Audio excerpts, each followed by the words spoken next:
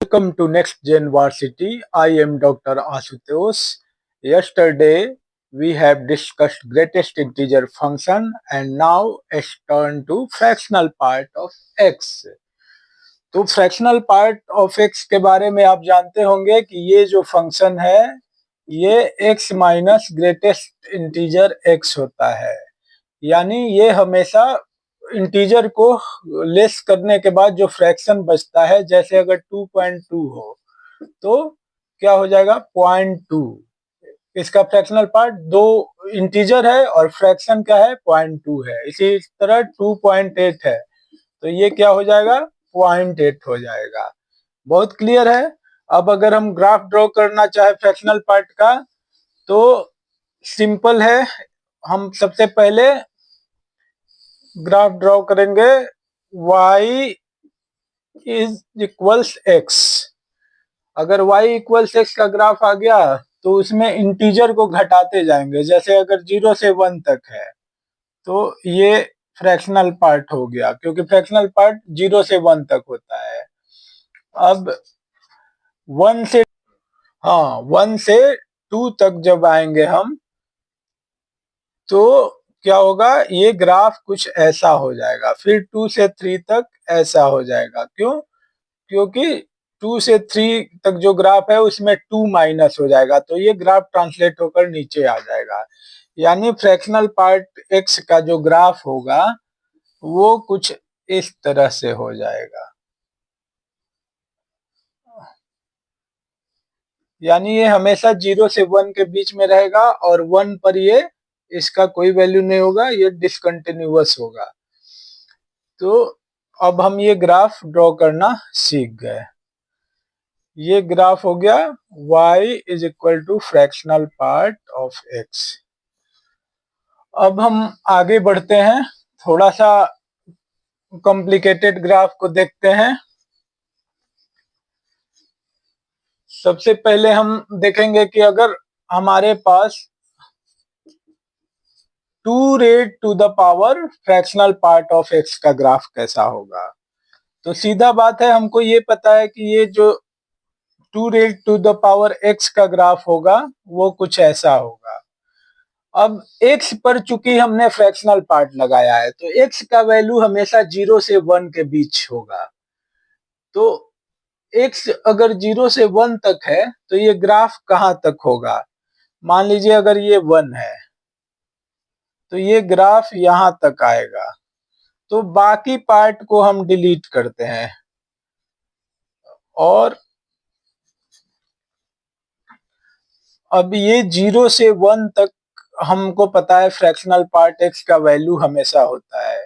तो फिर 1 से 2 तक जाएंगे तो फिर यही ग्राफ रिपीट करेगा, क्योंकि जो वैल्यू 0.5 पर था वो 1.5 पर होगा।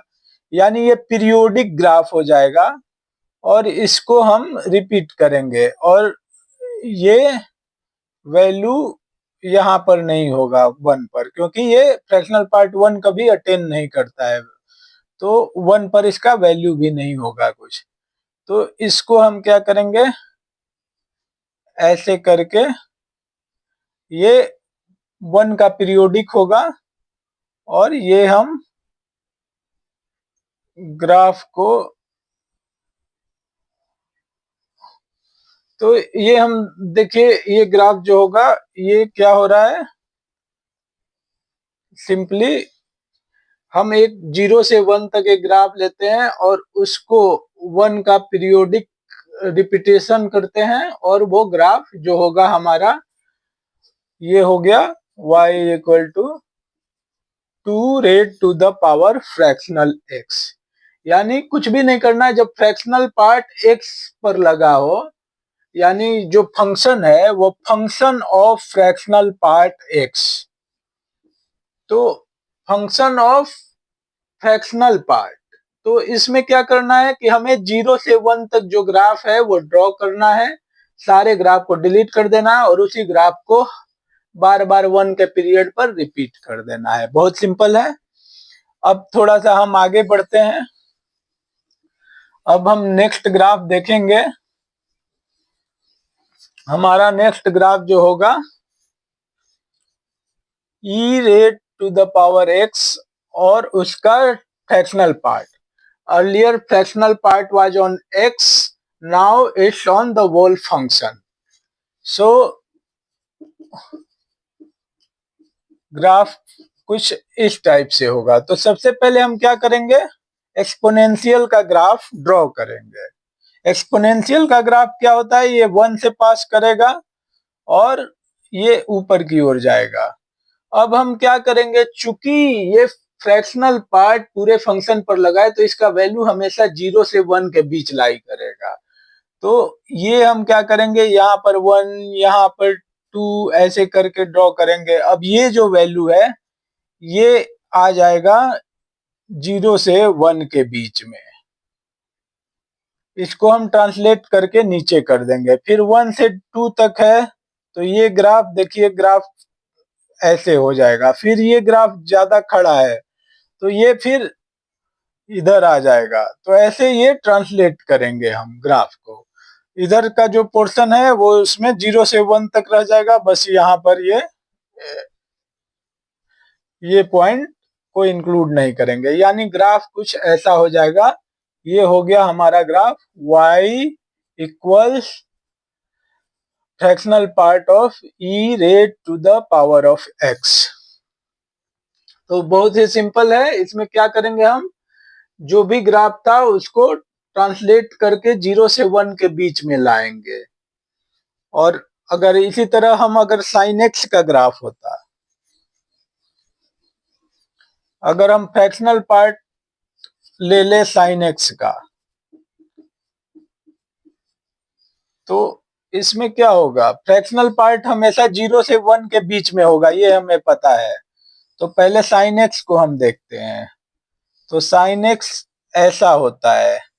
अब चूंकि 0 से 1 के बीच ही फ्रैक्शनल पार्ट लाई करेगा तो ये ग्राफ तो इंक्लूड हो जाएगा, ये इंक्लूड हो जाएगा, लेकिन ये नीचे हम डिलीट कर देंगे. इधर भी क्या करेंगे, ये नीचे डिलीट कर देंगे और ऊपर वाला इंक्लूड कर देंगे. लेकिन एक समस्या क्या है, फ्रैक्शनल पार्ट में 1 नहीं होता है फ्रैक्शनल पार्ट का कभी वैल्यू. तो ये पॉइंट हम यहाँ पर हटा देंगे. हॉलो स्फीयर, यहाँ पर हॉलो पॉइंट दिखाएंगे.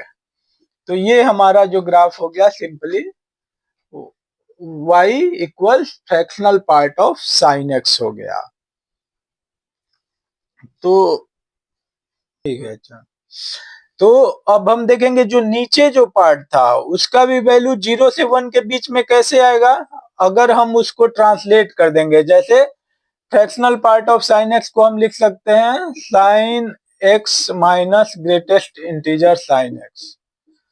तो ये जो नीचे पोर्शन है, ये जो पोर्शन है, इसमें अगर हम साइन एक्स का ग्रेटेस्ट इंटीजर यहाँ पर क्या होगा, -1 होगा, और -1 को माइनस करे तो साइन एक्स +1 हो जाएगा. तो इसका ग्राफ 1 यूनिट ऊपर चला जाएगा. यानी जो पार्ट हम डिलीट किए थे वो कुछ ऐसा हो जाएगा. यानी 1 पर उसका वैल्यू नहीं होगा, यानी इस तरह से हो जाएगा.